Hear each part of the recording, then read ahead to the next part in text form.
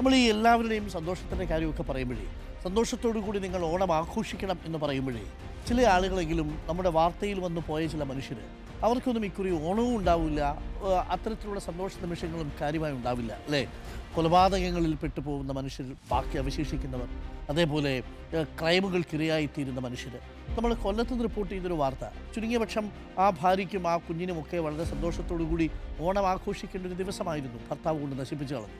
കൊല്ലത്ത് ഭാര്യയുടെ സ്വകാര്യ ദൃശ്യങ്ങൾ അശ്ലീല വെബ്സൈറ്റുകൾക്ക് വിറ്റ സംഭവത്തിൽ ദൃശ്യങ്ങൾ നീക്കം ചെയ്യാൻ ഹൈക്കോടതി അടിയന്തരമായി ഇടപെടണമെന്ന് യുവതിയുടെ അഭിഭാഷകൻ പ്രശാന്ത് വി കുറുപ്പ്. വിദേശ വെബ്സൈറ്റുകളിൽ ഉൾപ്പെടെയുള്ള ദൃശ്യങ്ങൾ നീക്കം ചെയ്യാൻ നിർദ്ദേശിക്കണമെന്നാവശ്യപ്പെട്ട് ഹൈക്കോടതിയിൽ ഹർജി നൽകി. കേസിന്റെ തുടക്കത്തിൽ പോലീസിന് കുറ്റകൃത്യത്തിന്റെ ഗൗരവം മനസ്സിലാക്കാൻ കഴിഞ്ഞില്ല. ഉന്നത ഉദ്യോഗസ്ഥർ ദൃശ്യങ്ങൾ കണ്ട ശേഷമാണ് പോക്സോ ചുമത്തിയത്. ആദ്യമേ പോക്സോ കേസ് ചുമത്തിയിരുന്നെങ്കിൽ ദൃശ്യങ്ങൾ പ്രചരിക്കുന്നത് തടയാമായിരുന്നുവെന്നും പ്രശാന്ത് വി കുറുപ്പ് റിപ്പോർട്ടറിനോട് പറഞ്ഞു. ഈ പ്രതിയെ അറസ്റ്റ് ചെയ്തുകൊണ്ട് മാത്രം ഈ കുറ്റകൃത്യം അവസാനിക്കുന്നില്ല. ഈ വെബ്സൈറ്റുകളിൽ നിന്ന് ഇത് റിമൂവ് ചെയ്യപ്പെടണം. ഒരു വെബ്സൈറ്റിൽ നിന്ന് മറ്റൊരു വെബ്സൈറ്റിലോട്ട് പോകുന്നു, ഇത് ഷെയർ ചെയ്യപ്പെടുന്നു, ഇത് വിവിധ ആളുകൾ ഇത് അവർ പോലും അറിയാതെ അവർ ഈ കുറ്റകൃത്യത്തിൽ പങ്കാളികളായിക്കൊണ്ടിരിക്കുകയാണ്. അപ്പോൾ അതുകൊണ്ട് എനിക്ക് തോന്നുന്നു ഇത് ആദ്യമേ പോക്സോ വകുപ്പിട്ട് കേസ് എടുത്തിരുന്നു എങ്കിൽ ഇത് നേരത്തെ തന്നെ ഈ നിയമ നടപടികളുമായിട്ട് മുന്നോട്ട് പോകാമായിരുന്നു. ഇത് കുറച്ചുകൂടി ഇത് പ്രചരിപ്പിക്കപ്പെടുന്ന ദൃശ്യങ്ങൾ റിമൂവ് ചെയ്യാനുള്ള അടിയന്തര നടപടികളുമായിട്ട് പോലീസും ഒക്കെ മുന്നോട്ട് പോകണം. വിദേശ രാജ്യത്ത് പ്രചരിക്കപ്പെടുന്നതും തുടർന്ന് കേരളത്തിൽ പല ആളുകൾക്ക് ഷെയർ ചെയ്യപ്പെട്ടതും അടക്കമുള്ള കുറ്റകൃത്യമായതുകൊണ്ടാണ് ഇതിനകത്ത് ഹൈക്കോടതിയിൽ അടിയന്തര പ്രാധാന്യത്തോടെ ഈ ഹർജിയുമായി മുന്നോട്ട് പോകുന്നത്. എ വി ജയശങ്കറുണ്ട് കൂടുതൽ വിവരങ്ങളുമായി. ജയശങ്കർ, ഹാപ്പി ഉത്രാടം എന്ന് പറയുമ്പോൾ ആ കുടുംബത്തിന് ചുരുങ്ങിയ പക്ഷം ഇന്ന് ഉത്രാടവും ഇല്ല, നാളെ തിരുവോണവും ഇല്ല എന്നൊരവസ്ഥയിലാണ്. പക്ഷേ ഇതൊക്കെ തിരിച്ചു കയറി വരേണ്ടതാണ്. ജീവിതത്തിൽ ഇതൊക്കെ എപ്പോൾ വേണമെങ്കിലും തിരിച്ചു പിടിക്കാവുന്നതാണല്ലോ. പക്ഷേ ഇപ്പോഴും ആ വീഡിയോ പല വെബ്സൈറ്റുകളിലും ഉണ്ട് എന്നുള്ളതാണ് ആ കുടുംബത്തെയും അലോസരപ്പെടുത്തുന്നത്. പോലീസിന് യഥാർത്ഥത്തിൽ ഈ കുറ്റകൃത്യത്തിൻ്റെ ഗൗരവം മനസ്സിലാകാതെ പോയതാണോ ജയശങ്കർ? ഇപ്പോഴും ഈ അനാസ്ഥ തുടരുന്നതിൻ്റെ കാരണം ഏറ്റവും ഒടുവിലാണ് പ്രതിയെ പിടിച്ചത്, അതും പോക്സോ ചുമത്തിയത് തന്നെ ഏറ്റവും ഒടുവിൽ സമ്മർദ്ദത്തെ തുടർന്ന്. Good morning doctor Arun. എന്തായാലും പ്രതിയെ കഴിഞ്ഞ ദിവസമാണ് പോലീസ് ഒളിവ് കേന്ദ്രത്തിൽ നിന്ന് പിടികൂടുന്നത്.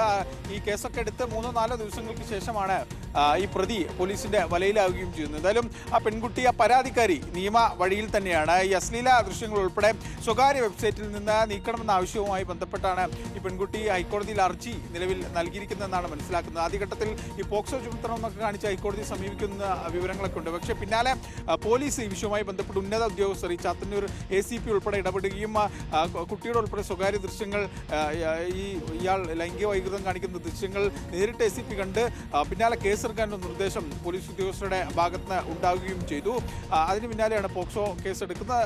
അതിനുശേഷം കഴിഞ്ഞ ദിവസം ഈ പ്രതി അറസ്റ്റ് ചെയ്യുകയും ചെയ്തു. ഇയാൾ നിലവിൽ റിമാൻഡിലാണ്. പ്രതിയെ കസ്റ്റഡിയിൽ വാങ്ങി വിശദമായി ചോദ്യം ചെയ്യാനാണ് പോലീസിന്റെ ഒരു തീരുമാനം. കാരണം ഈ ഡിജിറ്റൽ തെളിവുകൾ ഉൾപ്പെടെ കണ്ടെത്തേണ്ട കാര്യമുണ്ട്. അതിനുള്ള നടപടികൾ പോലീസ് ഇതിനോടകം തന്നെ ആരംഭിച്ചിട്ടുണ്ട്.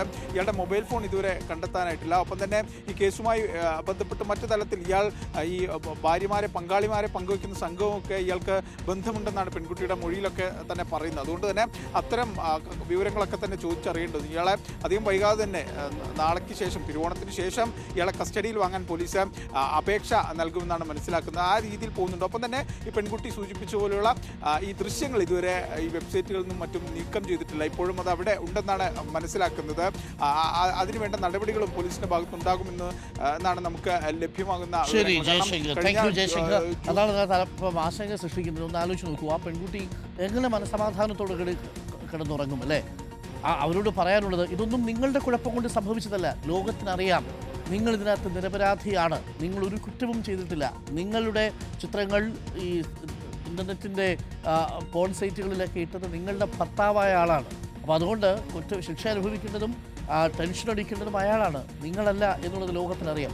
അതുകൊണ്ട് ഒരാശങ്കയും വേണ്ടതില്ല. കുഞ്ഞിന് നല്ല ഭക്ഷണമൊക്കെ കൊടുത്ത് നല്ല ഉടുപ്പൊക്കെ വാങ്ങിച്ചു കൊടുത്ത് ഒന്നും സംഭവിച്ചിട്ടില്ല എന്ന മട്ടിൽ തന്നെ കുടുംബത്തോടൊപ്പം ചേർന്ന് നിൽക്കുക.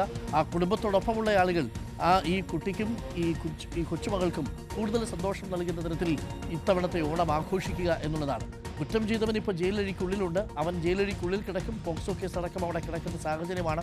ഒരു കാരണവശാലും ഇത്തരം വൈകൃതമുള്ള ആളുകൾ പുറത്തിറങ്ങി സാധാരണ സാമൂഹിക ജീവിതം നയിക്കാൻ അനുവദിക്കരുത്. അങ്ങനെ അനുവദിച്ചാൽ കണ്ണീര് കുടിക്കേണ്ടി വരുന്നത് മറ്റു ചില മനുഷ്യരാണ്. അതുകൊണ്ട് ഒരിക്കൽ കൂടി പറയുന്നു, ആ കുട്ടിയുടെ കുടുംബത്തോട് ഇത് കാണുന്നുണ്ടെങ്കിൽ ആ കുട്ടിയെ കുറച്ചുകൂടി സന്തോഷത്തിൽ ആക്കി എവിടെയെങ്കിലും നല്ല യാത്ര പോവുകയോ വളരെ ഹാപ്പി ആയിട്ടുള്ളൊരു അന്തരീക്ഷത്തിൽ അവരെ ചേർത്ത് പിടിക്കുകയാണ് വേണ്ടത്. കാര്യം ആ കുട്ടി ഒരു തെറ്റും ചെയ്തിട്ടില്ല.